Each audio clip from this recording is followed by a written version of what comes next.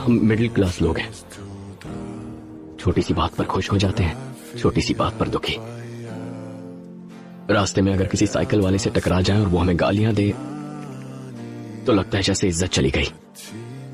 हम जवाब देना चाहते हैं पर दे नहीं पाते, क्योंकि हमारे पीछे परिवार होता है। उन्हें कुछ हो जाए इस डर से चुपचाप वहां से वापस चले आते हैं। कभी उन पर अगर कोई मुसीबत आ जाए ये सोचकर ही मन घबरा जाता है।